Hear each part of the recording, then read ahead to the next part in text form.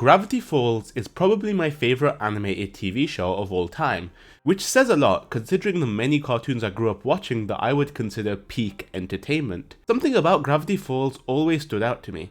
From the very first episode, there was a huge sense of mystery baked into the show, allowing the community to speculate and come up with multiple theories to piece together the puzzle. I was fortunate enough to watch this show before season 2 started, and there was nothing more special than constantly rewatching the first season, looking for clues, and watching Veilskibum94 and other theorists for help. Man, take me back.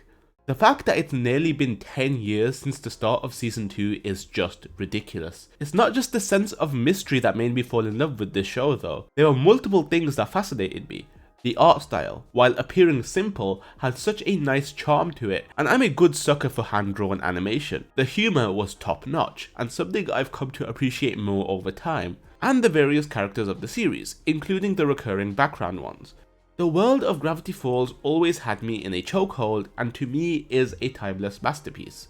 All that being said, I really wanted to do a deep dive into every episode again and tried to rank them from my least to most favourite, giving my reasons for each ranking. This video took a good while to make, and I realised I had a lot more to say than I initially thought, but any excuse to rewatch this show I will take. I personally enjoy making these ranking videos, so if you enjoy this, be sure to hit that subscribe button, because I have tons more ideas I'd like to share, and your support helps out a lot more than you know. Alright, let's get into it.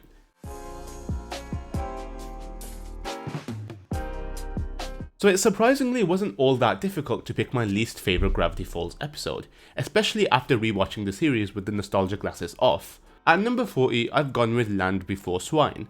Land Before Swine is one of those really forgettable filler episodes. In this episode, Mabel asks Stan to look after Waddles and specifically tells him not to leave him outdoors. He does anyway, and Waddles immediately gets swept away by a creature, which we end up finding out is a pterodactyl. Dipper and Soos are eager to find the same creature, but were unsuccessful in developing the photos they took because Soos clumsily opens the door in the darkroom. Both of these events cause chaos among the groups as they go on a quest to retrieve Waddles. To this episode's credit, there are some really funny jokes here, like the really out of left field dark one where Soos nearly runs over his own head, or Old Man McGucket getting eaten by the bird. And if the lowest episode on this list still succeeds in the humour department, you can tell how highly I regard this show. But this episode, I don't know man. I get the point that the episode is for character development, you know, conflicts and resolutions, and to also show how much Waddles actually means to Mabel, but this plot just doesn't compel me. The characters bickering with each other is a bit uncomfortable to watch if I'm being honest. Dipper being annoyed at Soos for being clumsy despite this never really being an issue before, and Stan just straight up admitting that he put Waddles outside is just a bit dumb. All that said, I do think the ending's pretty cool, and I like the fact that the dinosaurs get brought up again in the finale.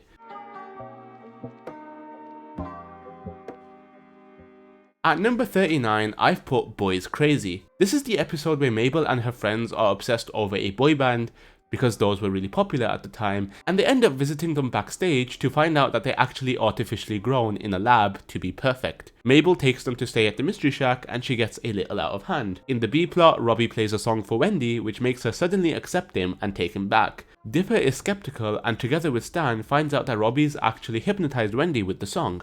There's a lot of things I do like about this episode, like when we get a flashback of Stan, and Stan lore is always a great thing. Some great humour here too, specifically when one of the guys from Several Times yells, "That's a valid perspective!" There's some really good quotables here. I just feel like in a town full of weirdness and mystery, an artificial boy band isn't that crazy of a concept to warrant a whole episode. When Mabel goes crazy, I feel like there was no real build up to it. She just kind of turned on her friends out of the blue. Also, Wendy and Dipper stuff I generally just find a bit cringe the older I get. I get that he's 12 and all, but the fact Dipper even thinks he has a chance with Wendy is a bit ridiculous. Anyway, I do love the fact that Dipper casually has the abilities to convert Robbie's CD to vinyl. At 38, I've put Roadside Attraction. which is a lot of people's least favourite episode, and I kind of get why. This is the episode where Stan and the gang go on a road trip across Oregon to different tourist traps to play pranks on them. And along the way, Stan teaches Dipper a few tricks to get better at talking to women, as he's still not over Wendy, which makes no sense because we as the audience are led to believe the Wendy plot ended in Into the Bunker, which was over 10 episodes ago. To give credit where credit is due, the plot of pranking the other tourist sites is kind of cool. It's nice to see more of Oregon outside of Gravity Falls, and the tourist traps that the writers came up with were actually pretty neat, specifically the upside down house. I also guess that in some regard this episode is integral for Dipper's character development, and now he's definitely over Wendy, but you can also argue this episode regresses his character a bit. Someone put it really well that this episode is overly cruel to Dipper. Dipper talked with too many girls, and they all suddenly came into the exact same cave to discover he somehow wronged them all when he spent 5 minutes at most with them. Also, pushing for Candy and Dipper to be together, even though Dipper and Pacifica were teased in the previous episodes, was definitely a choice, and even then they just killed off any momentum Candy and Dipper had right there and then with her friend-zoning him. Also, before anyone comments that it's weird that I'm commenting on ships between children, listen, I watched this show when I was younger than Dipper and Mabel, and this is generally what I felt when I was watching at that age too.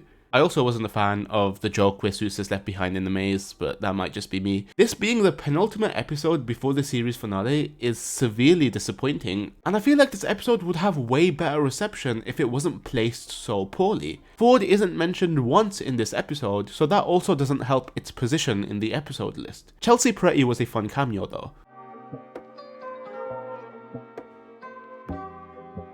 At 37 is The Little Gift Shop of Horrors, which is the second episode where there are 3 stories in one. This is also the only episode in the series that isn't canon at all, which I believe is the reason why I don't really like this episode as much. Alright, let's go through these stories. Hands Off. Stan steals from a witch at a sale, he pays the price for it as she takes his hands from him. Dipper, Mabel and Stan visit the witch, and turns out she does this to find a date. They give her place a makeover and Stan gets his hands back. It's a fine story, the makeover was cool and the witch was pretty funny. Nothing crazy though. Awakenings is probably my favourite of the 3. Dipper wants to get smarter, so he finds something after reading through his journal that he later applies to his head. Waddles ends up licking it off and eating the whole thing, which ends up making him a genius. Mabel feels like she lost her friend and Waddles eventually reverts himself back. It's a fun little story, and it's a bit of a shame that it's not canon, because I feel like that brain stuff would actually come in handy. Clay Day is pretty okay too. Mabel has a fear of clay animation, and to prove she's being irrational, the gang visits the director of the clay film that they were watching, and turns out they're roaming around using magic, and so Mabel's fear was rational after all, until she finds out she can remold the clay into something she likes. The Cyclops yelling, "Where's the heart?" is pretty funny and also true as a comment on animation in today's day and age. Overall, I guess the shorts are pretty fun, but I can't really see myself placing this episode any higher on this list. Also, I'm not too sure I like that ending too much. The tourist, which we are the point of view of, doesn't end up buying anything, so Stan naturally drugs him and puts him as an attraction in the shack. It's kind of dark for no reason at all. Like, I get it's not canon, but really?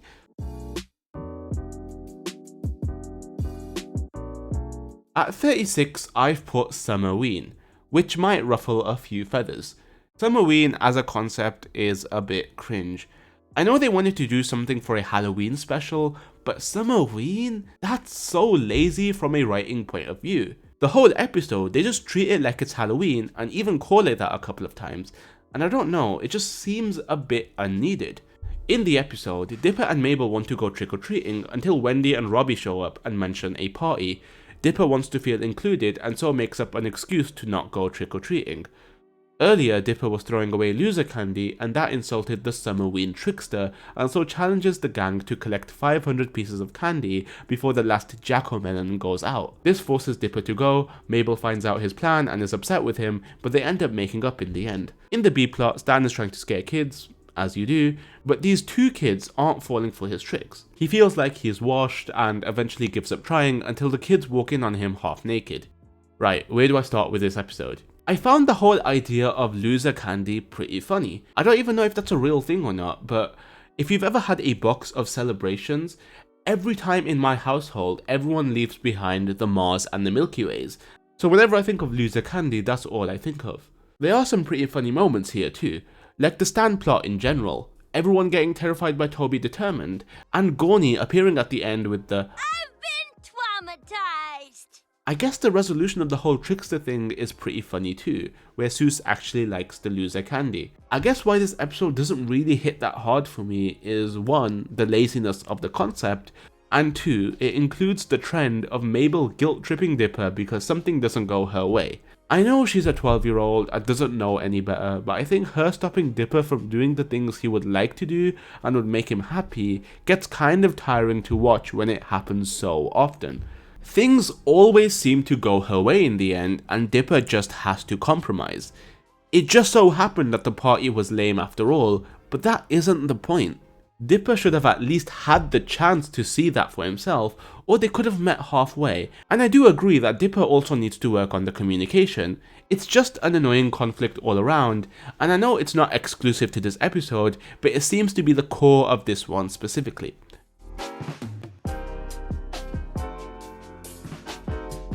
At 35, I've put Little Dipper, which is a pretty okay episode. Mabel teases Dipper for being a little bit shorter than her. Dipper goes through his journal and discovers there's a crystal that can resize things, and he grows the extra millimeter. Meanwhile, Gideon is planning to take over the Mystery Shack by trying to get the deed off Stan. Dipper and Mabel fight over the crystal, which leads to Gideon discovering it and shrinking them both. He plans to shrink Stan too, but Stan's built a mirror maze and so it's impossible to find him, and then in that time Dipper and Mabel find out that Gideon hates tickling and end up regrowing, with Dipper letting Mabel keep that extra millimeter.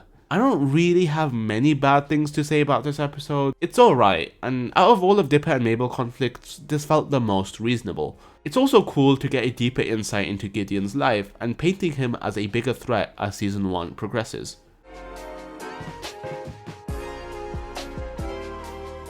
In the 34th spot, I have Carpet Diem, which again is an alright episode. Dipper is tired of Mabel having her friends stay over in their bedroom, even though I think 12 is a little old to be sharing a room with your sister. He wants to sleep elsewhere, Seuss finds a room hidden in the shack, and the siblings fight over it. Stan spins this into a competition by asking them to do chores and suck up to him, and then he decides who gets the room. Turns out there's a carpet in the room that can swap bodies, and Mabel and Dipper end up swapping and try to penalize each other. Eventually, Dipper ends up getting the room, but he decides in the end to stay in the attic. I don't know if I like the body swapping concept. The biggest highlight of this episode for me was probably when Seuss and Waddle swapped, but when everyone else did it, I don't know if I enjoyed it too much. I also found it weird when Grenda and Candy came over and Grenda just kicks out Dipper, well, Mabel in Dipper's body, out of his own room? It just doesn't make sense. And the whole sequence of everyone swapping with each other was just weird and not my kind of humor.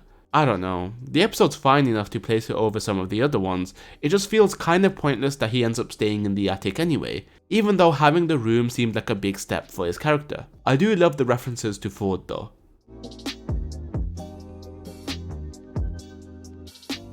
At 33, I've put Bottomless Pit, which is the season 1 version of Little Gift Shop of Horror, with 3 stories put into one episode. I feel like I prefer this one though, because the stories are just a little bit more interesting to me, and also this is counted as canon. Dipper, Mabel, Stan and Seuss fall into the bottomless pit and figure out they're just falling down for a really long time, so they decide to tell stories. Voiceover is probably my least favourite of the 3. Dipper feels insecure that his voice cracks a lot, even though he's just about going through puberty, and it doesn't help that everyone else is making fun of him for it. He ends up getting a new voice, no one likes it, so he reverts it back because he learns that everyone actually does like his own voice. I don't know, it's okay. Seuss's really great pinball story, etc. Again, this one's fine, nothing crazy. Seuss wanted to beat the high score in this pinball machine, but he cheats to get it, and so they're transported inside as punishment and need to break out. Seeing the innards of a pinball machine is pretty cool, I guess. Stan's made up football story was pretty funny. Truthache is easily the highlight and the best of the three. It shows the police officers actually doing their job for once, as they're suspicious of Stan teaching a bear to drive. Mabel doesn't like Stan's dishonesty and so finds these dentures that make him tell nothing but the truth. Turns out lying isn't so bad, especially when it comes to Stan, and so they end up taking them out and dropping them in the bottomless pit. Honestly, I don't mind this concept, which makes it a bit annoying that I don't really like Little Gift Shop of Horrors as much.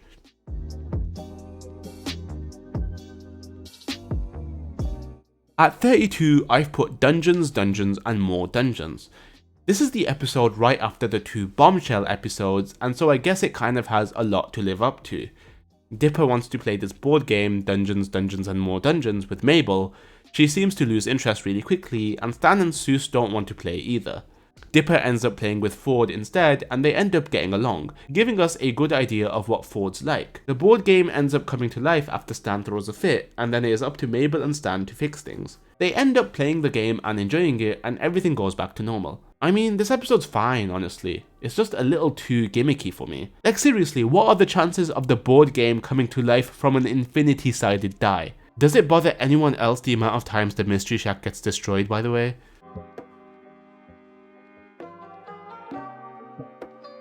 The hand that rocks the Mabel is at 31. I don't have too much to say about this episode. It's our first introduction to Gideon, this little kid who also runs a tourist trap and who Stan seems to hate. He soon gets obsessed with Mabel and takes her on a bunch of dates.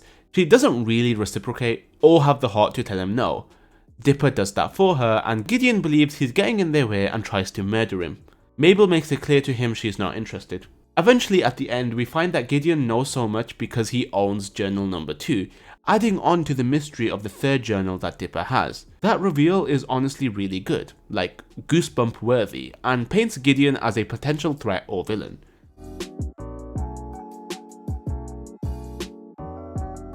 At number 30, we have Dipper versus manliness. Dipper is made fun of, common trend unfortunately, for not being seen as manly enough. He stumbles across the Manitors, who hear him out and decide to take him on. Meanwhile, Stan seems interested in Lazy Susan, and so Mabel tries to set them up.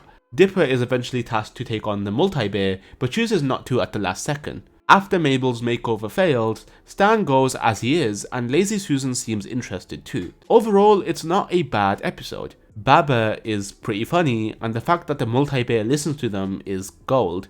The montage sequence is pretty fun too. I don't really get why Dipper is being made fun of considering he's 12, but the ending is sweet, so I'll allow it. Also, I love how Dipper's idea of manliness is based on the amount of chest hair someone has.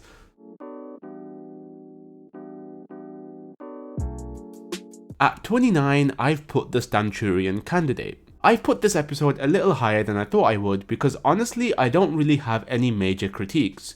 This is an episode that explores Stan feeling inferior to Ford, and we haven't really seen this side of him before. He wants to run for mayor to feel like he's accomplished something, but Dipper and Mabel don't think it's the greatest idea, and so Ford gives them a necktie to use to control him. One day Stan doesn't wear the tie and Dipper reveals what they've been doing. To spite him and Ford, Stan goes ahead and doesn't wear the tie and uses his own words and realizes he's hopeless. Bud, under control of Gideon, ties up the twins, and when Stan notices, he drops what he's doing to try and save them and ends up winning the debate. He eventually gets disqualified for his criminal record, and Tyler, the get 'em guy, ends up winning. Which was honestly a great way to end it. This is a good episode. There's some pretty funny gags here, like when Stan is committing voter fraud right there and then, or just the existence of Tad Strange. I do feel like Dipper and Mabel didn't really think their plan through though. If Stan won, were they just planning to control him the whole time, or...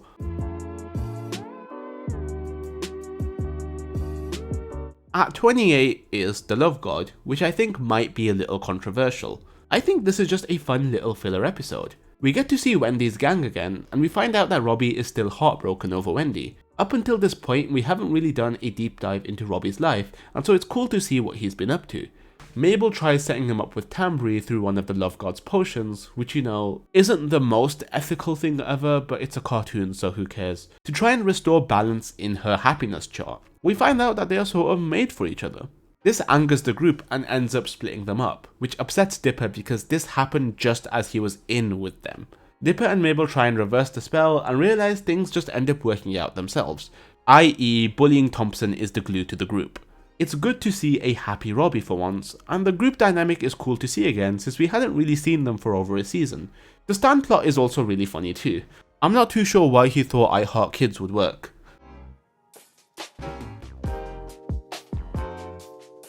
Okay, I wasn't exactly planning to put these two episodes right next to each other, but here we are. The Inconveniencing is at number 27. This is the first episode we find out that Dipper has a crush on Wendy, and even though I'm definitely not a fan of this whole arc, I can kind of see how a 12-year-old could feel this way. It's cool to see Wendy's friend group and just more insight into what she's like, as we hadn't really had that up until this point. The gang goes into an abandoned convenience store and goof around, until they find out it's haunted, with Dipper and Mabel trying to fit in. Dipper quickly gains respect by managing to get everyone inside, but for some reason everyone is really quick to turn on him as soon as he alludes to the fact that the place is haunted. I never really got that.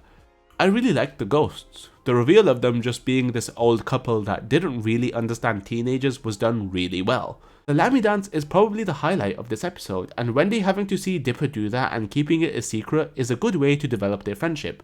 And as much as I cringe at Dipper and Wendy stuff, the big sister energy she gives off is amazing.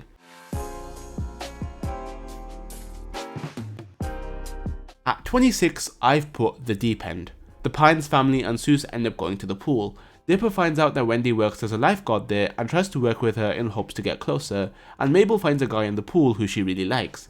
His name is Mamando, and turns out he is a merman. Stan also has a subplot where he tries to take the best chair in the pool, but is met with Gideon. I quite like this episode. All three plots are enjoyable, and of course the humour is top tier.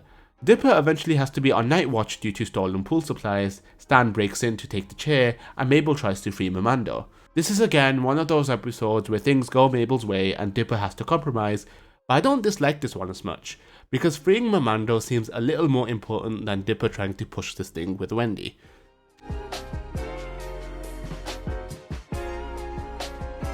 I've put Fight Fighters at number 25. Robbie for some reason feels insecure because he thinks a 12-year-old will steal his girlfriend, and so he challenges Dipper to a fight. Dipper feels rightfully terrified, and discovers a way to bring out a character from the Street Fighter inspired arcade game. This is when we get Rumble McSkirmish, who is willing to be used to scare Robbie away. The pixelated art style of this episode is really good, and visually this is one of the most impressive uses of animation on this show. I really enjoyed the Donkey Kong reference, and also the resolution of the plot, where Dipper takes the hit from Rumble like a champ and sort of irons things out with Robbie. In the B plot, Mabel finds out Grunkle Stan has a fear of heights and so takes him to the top of the water tower, I guess like exposure therapy or something, to try and get him to get over his fear. And the resolution of this plot is also pretty great, where Stan ends up conquering his fear and Mabel develops one instead. Also, Seuss trying to enter the game is so real.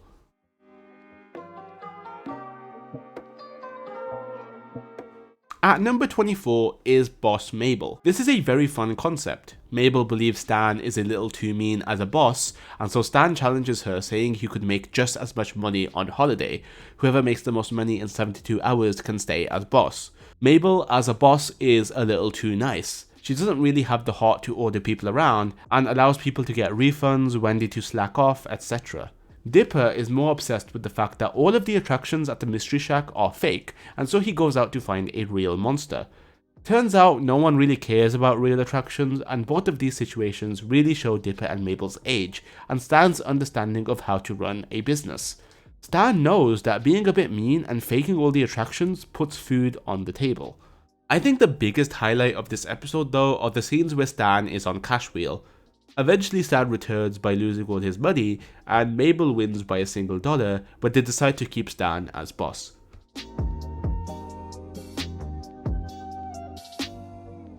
At 23, I've put The Time Traveler's Pig.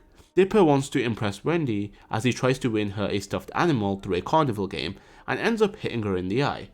Robbie comes in clutch and she hangs out with him instead. Mabel buys a pig and names him Waddles, and instantly gets attached to him. This is our first introduction to Blendin Blandin, who is a time traveler who is here to clean up messes that are caused by Dipper and Mabel, which is kind of a paradox because the time traveling starts from this point. No matter what Dipper tries, Wendy always gets hit in the eye unless he gets help from Mabel. However, this means that Mabel can't get the pig. Of course, this is standard at this point. Mabel guilts Dipper into proceeding with the version of the present where Mabel wins the pig. For some reason, Dipper can't choose to get the pig first. These events have to coincide. I don't get it either. When it comes to the time travel itself, the rules are a bit wishy-washy. When they go back in time to the actual day, they seem to replace themselves, but when it comes to events further back in the past, like from the scenes in the first 3 episodes, or when they're back in the 1800s, they exist as separate entities? The latter is also how time travel works in Blendin's Game, which is the season 2 time travel episode. So Gravity Falls, which one is it? Anyway, I love the fact that Blendin can actually be seen in the background in the first 3 episodes, and the references to future episodes through his clothing are pretty cool. No matter the issues and loopholes, I still love this episode and can appreciate its weird charm. Also, Waddles is one of the best characters ever.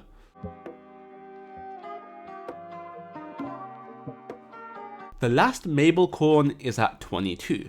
Honestly, I remember disliking this episode and I don't know why. Clearly I was on something because I really enjoyed this on the rewatch. First off, that cold opening with Ford and Bill is terrifying and really good build up for what's to come. The Ford and Dipper plot in this episode is really good, and we get a deeper insight into who or what Bill is, and we find out that Stanford had made a deal with him in the past and worked with him. To protect the shack, they needed some unicorn hair, and so the Mabel plot revolves around her visiting the unicorns, who play this whole pure of heart stunt. Eventually, Mabel realizes her worth and fights the unicorns for the hair.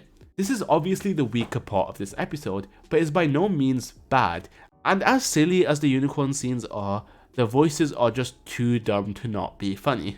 The ending is quite sweet, with Ford affirming that Mabel is a good person. Also, I love in the kidnapping scene that the satyr does Morse code for SOS with his flute. I think that's a really cool touch.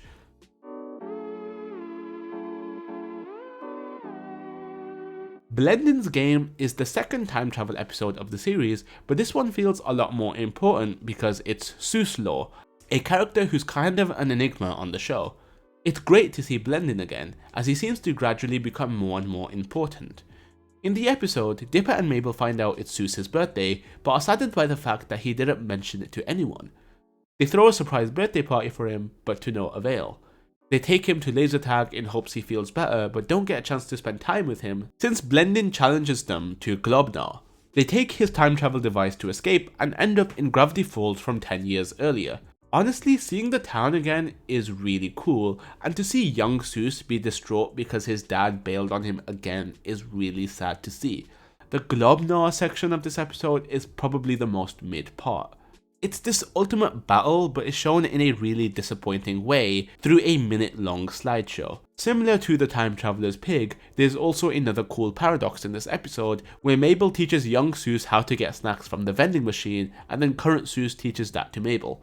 Seuss getting infinite pizza as his time wish is kind of dumb though. It is nice to see how Seuss got his job at the Mystery Shack, and we kind of get why he sees Grunkle Stan as a father figure in his life.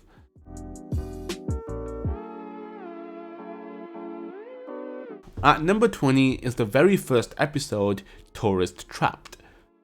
This is a very solid episode and a very good introduction to the series. It follows Dipper and Mabel moving into Gravity Falls, and Dipper realizing this town is weird. He discovers a journal in the woods and finds out that he isn't crazy, and whoever wrote the journal researched this weirdness inside and out. Mabel finds a date, and Dipper is skeptical of him and believes him to be a zombie. Turns out he's just a bunch of gnomes, and they band together to become one giant gnome to make Mabel their queen. Dipper and Mabel end up winning in the end thanks to a leaf blower. This is a really iconic and quotable episode and sets the standard for what a great Gravity Falls episode should be. There's bits in this episode that are just unnecessarily funny, like Dipper yelling zombie and Stan overhearing it as Crombie, or when the gnomes are approaching Mabel in a very zombie-like manner and she just sits there all giddy saying, "I like you."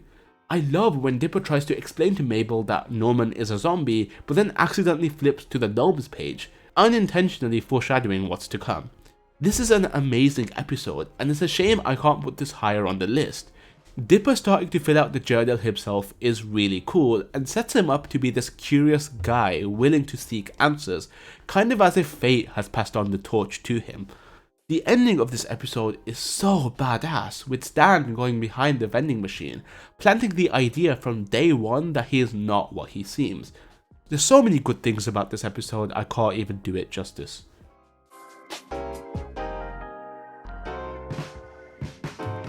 At 19, I've put Sock Opera. This episode is really good. With the mystery of the laptop afoot, Dipper along with Mabel try to guess the password to unlock what seems to be a gateway to all of their answers. However, Mabel, being Mabel, gets distracted by this guy with puppets called Gabe. Now, Mabel obsessing over Gabe and pretending to be into puppets is very cringe, don't get me wrong, but honestly makes for a cool plot of her putting her all into something this huge, which parallels Dipper doing the same, trying to get to the bottom of this password, but on his own this time. This leads to Bill Cipher trying to help him, with an ulterior motive. Honestly, seeing Bill again is really cool, and he is just as, if not more terrifying than he was since we'd last seen him. Long story short, Dipper gets tricked by Bill and Bill takes over his body. Bill in Dipper's body is genuinely terrifying, and the writers really use this episode as an opportunity to paint Bill as this unnerving being that has no limits. Towards the end of the episode, it was nice to see Mabel for once coming in clutch for Dipper. It's a nice change of pace, and I do wish the show went in this direction more often.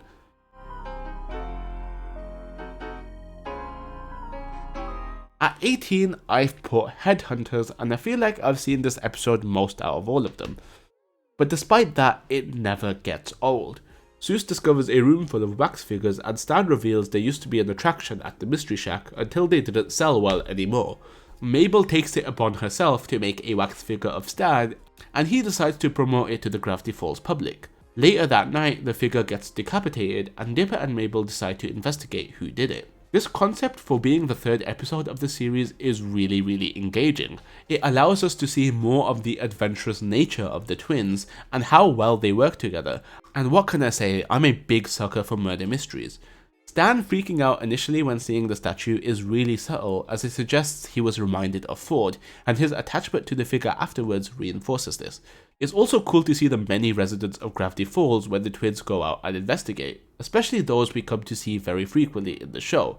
The city boy taunts from the police officers are pretty funny, but go to show that the people of Gravity Falls in general are naive and seem to be unaware of the weirdness that surrounds them, as even the officials don't prioritize this kind of crime. The reveal of the murderer being the wax figures themselves is really well done, and the fight that follows is just as awesome. Overall, a very fun episode, and its placement as the third ever episode was a good call from the writers.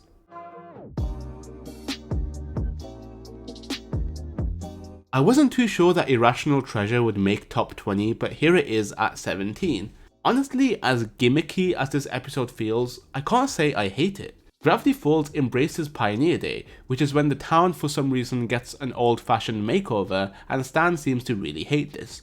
Meanwhile, Pacifica, who we know from the previous episode Double Dipper, is seen praising her great-great-grandfather for founding the town and humiliates Mabel for being too silly. Dipper recalls reading about the founder of the town in the journal and finds that this is all a lie.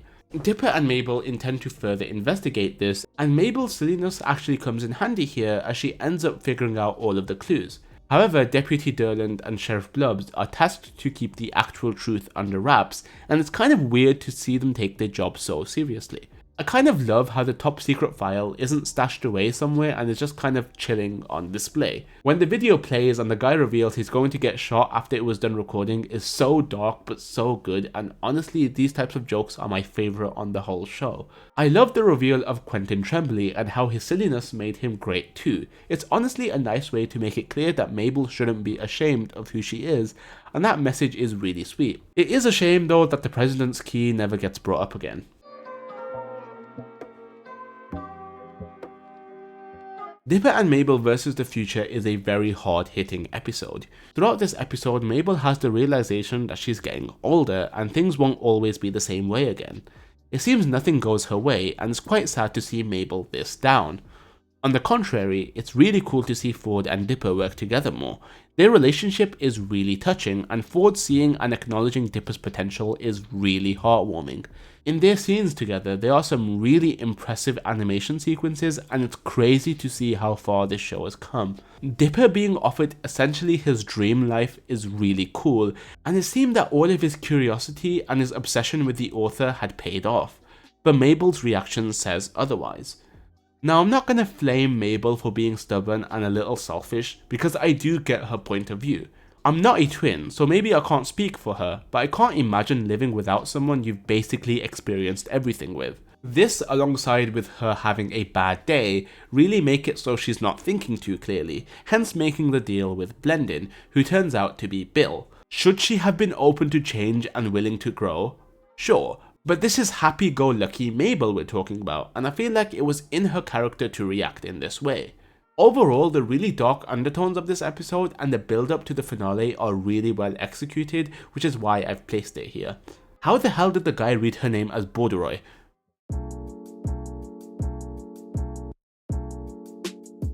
Into the Bunker is at the 15th spot, and this is a prime example of the increased production value of Season 2. There's some really cool animation here, and I commend the writers for faking us out with the whole author reveal, especially when watching this for the first time. This episode also ups the creepiness of the show, which sets the standard for what the remaining episodes of Gravity Falls will be like. The introduction of the laptop was great for speculation from the community, and also just intriguing as it seems there's many answers to be found within it. The ending with Dipper finally getting that closure from Wendy is really good, and honestly my only gripe with this episode would be if this was the end of Dipper's obsession with her. Which isn't necessarily this episode's fault, it's the existence of roadside attraction that ruins this for me.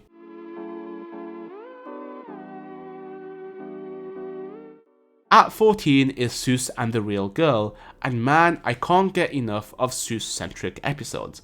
In this episode, Seuss is looking for a date to take to his cousin's engagement party, and he has been kind of hopeless in that department, and so Mabel is willing to help him. They go to the mall and he totally freaks out. He finds a game instead, which seems heavily inspired by Doki Doki Literature Club and games of that genre, even mentioning the file deletion element, which was a cool nod. I also love the mistranslated subtitles in the game. That's just a great touch that they didn't need to do, but I'm glad they did anyway.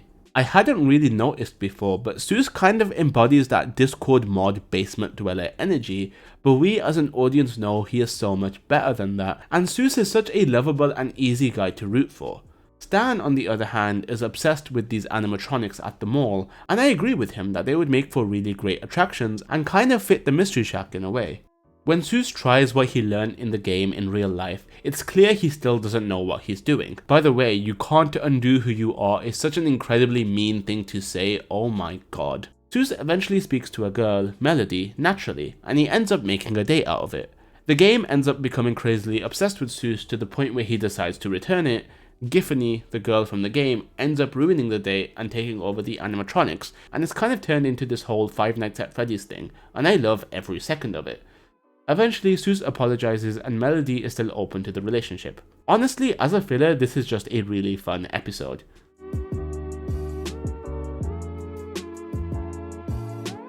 I've put the Golf War at 13. Like Seuss and the Real Girl, I love how fun this episode is as a filler. The plot of Mabel trying to beat Pacifica at minigolf is simple but effective, and the balls running the golf course are really goofy, but that's probably why I love this episode so much.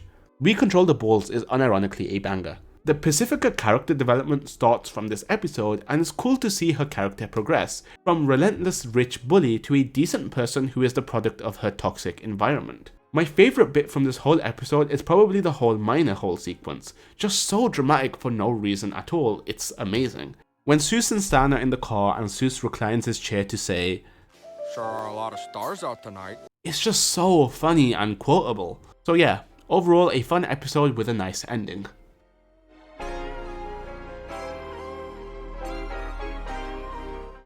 And number 12 is The Legend of the Gobblewonker. This, along with Tourist Trapped and Headhunters, I've seen a bunch of times, and it's so good for the second ever episode. Along with the mystery elements of this episode, it just makes you laugh non-stop. The episode follows Stan taking Dipper and Mabel out fishing for some family time. They sort of don't want to and are more interested in the Gobblewonker, which is what Old Man McGucket yells at everyone about. Soos comes along and is willing to adventure with the twins, and so they leave Stan behind. In the first episode, we didn't get a real introduction to Soos, but wow, he makes such a good impression in this episode. He's such a fun character that I don't think anyone can hate. The whole sequence of them losing or breaking the cameras is so good, and the humour blending with the horror factor is balanced really well. Seeing Stan on his own, you feel bad for him, especially in retrospect, with him having Stan-O-War written on his boat. There's so many other things I love about this episode, like the visual gag of the glass, or even McGucket himself, who from the very start is quite enigmatic, as we've seen him build such a complicated machine, yet how he acts juxtaposes this. This was the start of the surge of people theorizing him to be the author, and I was definitely on board with that theory at some point. The ending of this episode is really sweet, with the twins hanging out with Stan. It is a really heartwarming moment and strengthens the relationship within this family.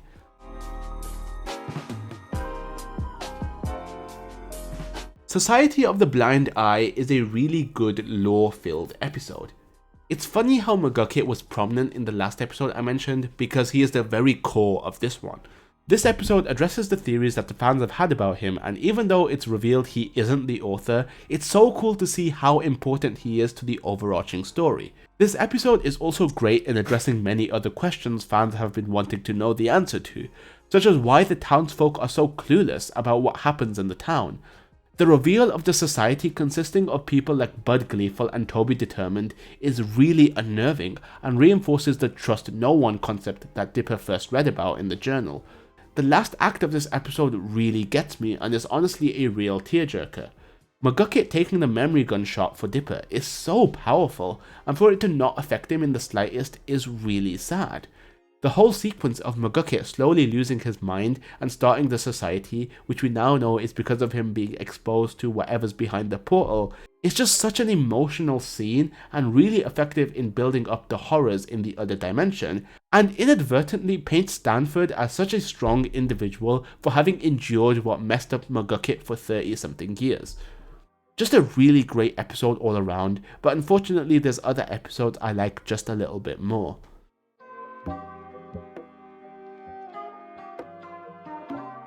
We are finally in the top 10, and honestly this is more of a guilty pleasure than anything. Double Dipper is easily my favourite filler episode, and part of me saying that is probably because this was the first Gravity Falls episode I ever watched. I know I said I find Dipper's obsession with Wendy kind of cringe, but I can't help but relate with him in this episode. When it comes to simple social scenarios with women, I tend to overthink just like Dipper and make lists and theoretical situations, whether that's in my head or written down. And I feel like me having that experience makes this episode resonate with me more than I initially thought it would. The whole party vibe is really fun, and the cloning stuff I can get behind. Paper Jam Dipper is an icon, by the way. The clones turning on each other was really funny, and something I can see happening if cloning was ever possible. Dipper realizing he can just be himself around Wendy is a simple solution, but him having to learn that is really important for character development. Yeah, I'm probably a bit crazy for putting this in the top 10, but what can I say? This is a perfect episode to me.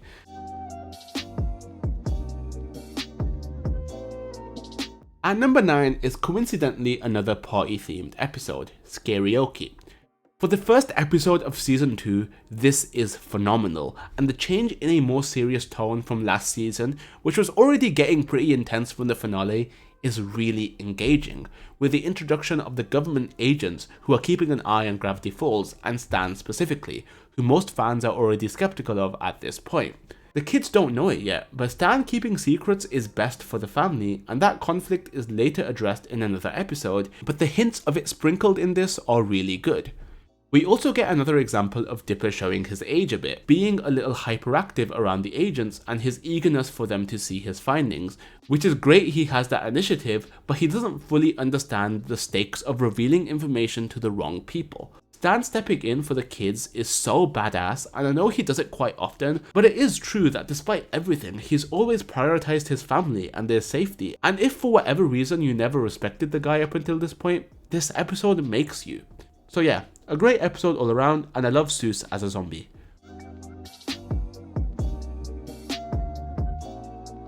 Yet another party episode, Northwest Manor Mystery, is at number 8. This episode follows Dipper catching a ghost at the Northwest Manor while they're hosting a party. He realizes they tricked him and made him do their dirty work, and confronts them to no avail. The ghost eventually sets himself free and rains terror on the mansion, with people like Mabel and her friends inside. The ghost explains if someone who is a Northwest opens the gates to the general public, the curse will be broken, and Pacifica ignores her parents and does. I love this episode. The Pacifica character development is really well done and is a great follow-up from the golf episode. Dipper and Pacifica's chemistry is definitely there, and it is a bit of a shame the writers leave this unexplored. Despite this, I love what they did with this episode, and McGucket showing up at the end mentioning the laptop from Into the Bunker is a great teaser for what's to come.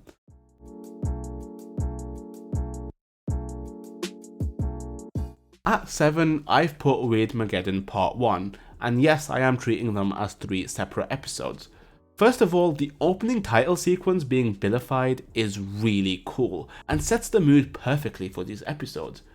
Immediately, the atmosphere of the apocalypse and the lost hope is really effective. Ford believes he has a way to defeat Bill, but misses his shot, and gets captured by him instead, leaving Dipper on his own. This is further emphasized when Bill burns all 3 journals in front of him. We've learnt from previous episodes that Dipper's thought process is that the journal is his key to success, but we know this isn't true, but seeing Dipper hopeless makes us feel it too. He eventually runs into Wendy, who motivates Dipper that if anyone, he has the ability to rescue Mabel and defeat Bill. It's cool to see that Wendy and Dipper friendship again, because I do like how she's this role model big sister for the twins. They run into Gideon, who is broken out of prison thanks to Bill, and after a really cool car chase scene with weirdness bubbles and making a seemingly impossible gap, they convince Gideon that Mabel wouldn't want him to be this way. I would say that the shift in character for Gideon is very sudden if I spoke about this a couple years ago, but knowing Gideon was in prison all this time and that it's the end of the world and stuff, Gideon becoming a good guy was surprisingly more well done than I remembered. Honestly, this is a really good episode. Bill's madness is perfectly depicted with the throne of people, which is horrifying by the way, and him killing Time Baby just like that. You really start to miss when everything in Gravity Falls was more normal, whatever normal is for this town.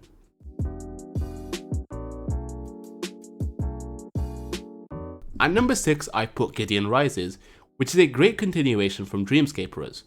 There's surprisingly a lot of parallels between this finale and Weirdmageddon, and I'm not sure if it was intentional or not, but it is a blast either way. Some examples I can think of are the giant robot fight and the feelings of lost hope. Gideon takes ownership of the Mystery Shack because he took the deed from Stan, and we find out that he does all this because he's after journal number 1. We don't exactly know what he wants to do with this power, but the uncertainty paints Gideon as this unpredictable and frankly scary villain. I loved seeing the gnomes again. They were a good callback to the first episode.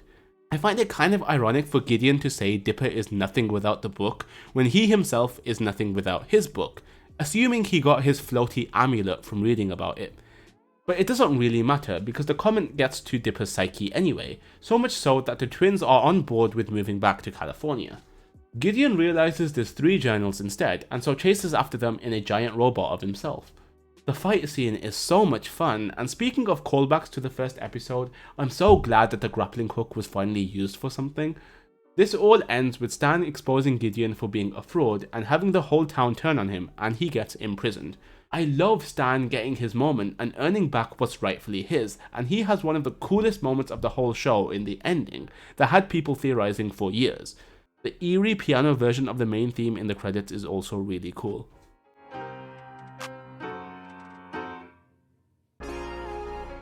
At number 5, I've put Weirdmageddon 2. This episode pretty much takes place entirely in Mabel's bubble, and her world is catered to her, and honestly, it's a smart way to make a prison. The gang intend to rescue Mabel, but they realize she doesn't want to leave the world, hence falling for Bill's trap. Again, I don't want to go too hard on Mabel because she is 12 at the end of the day and doesn't tend to see the full picture of things, but I'm surprised she didn't see through this trap earlier. I think Dippy Fresh was pretty funny, but it is saddening that Mabel doesn't truly love Dipper for who he is. Or maybe I'm overthinking that. The Wendy trap was wild, and Dipper folding immediately to it was kind of funny, but when he realized it wasn't real, we get this really creepy scene, probably up there as one of the most terrifying things on this show. We then get a really emotional scene of Dipper convincing Mabel to come back with him and explaining that reality doesn't always have to be negative. While this episode does take a step back from the madness happening outside in the town, this was definitely needed for character development and irons things out between Dipper and Mabel, who we know need to be working together to even have a chance against Bill.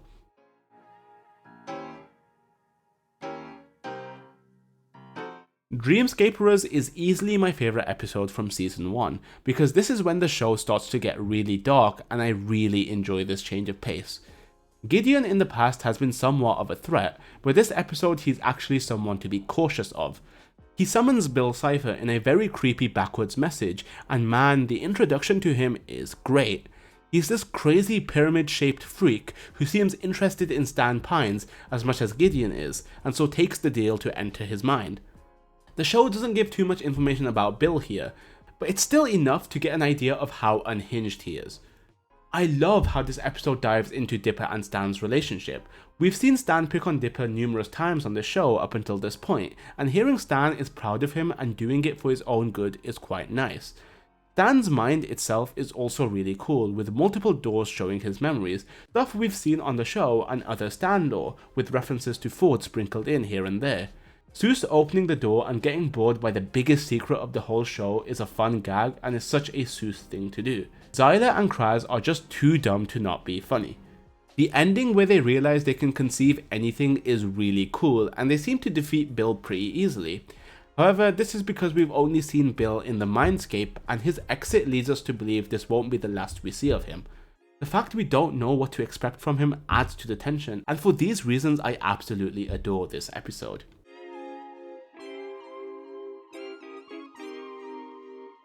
Tale of Two Stans. This is the follow-up to Not What He Seems and pretty much answers all the questions we as a community had about the show. We get the reveal that Ford is the author of the journals and Stan's twin brother. We find out how Stan took Ford's identity and why the portal was being reactivated in the first place.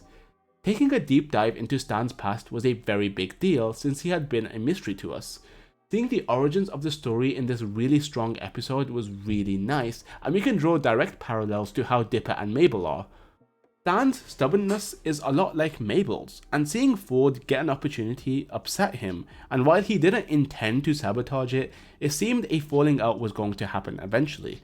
Seeing how the Mystery Shack started was also really cool, and I loved seeing the various townsfolk back then. I can't do this episode justice, it's all I wanted and more after we got the reveal of Ford. The government at the end being dismissed really easily was underwhelming, but that's a really small gripe if I'm being honest.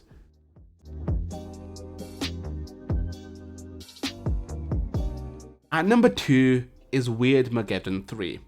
For me, Weirdmageddon gets better every episode, and this being in the number 2 spot is proof of that. The finale of the series, man, where do I even begin? The episode starts at the Mystery Shack, and it's really cool to see that the shack is actually Bill-proof.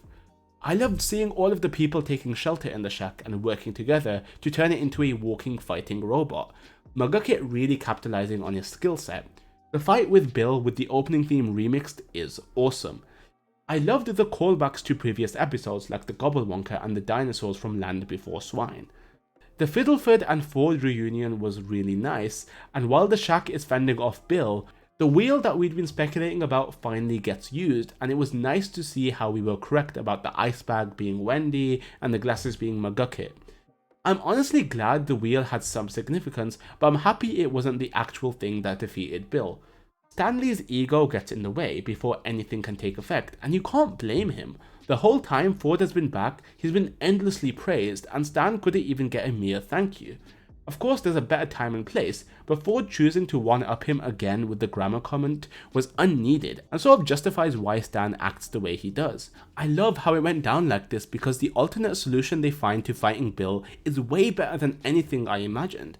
Seeing Dipper and Mabel work together again after their fight was really refreshing and sort of inspires the Stan twins to take a page out of their book. While you can sense the switcheroo coming, with Bill entering Stanley's mind instead of Stanford's, it doesn't get easier however many times you rewatch it. I really can't help but bawl my eyes out to this scene. Stanley is a hero, and he did it in the most badass way. Stan without his memory is so heartbreaking, and so they find a way to give him his memory back. I know it's a kids show, but it would have been great to end it on a bittersweet note, with Stan not recovering so quickly, but I'm not annoyed by any means that they went about it in this way. This ending is also so powerful. McGucket getting a good ending, the Stan twins finally travelling like they planned to all those years ago, Seuss getting the promotion and he's still together with Melody. I loved every second of it. When Mabel and Dipper set off for California and he has that beautiful monologue, you start to feel hollow that the show is ending. Yeah, I don't think there was a possibility for this show to be any lower than number 1 or 2. This was a perfect ending to a banger show.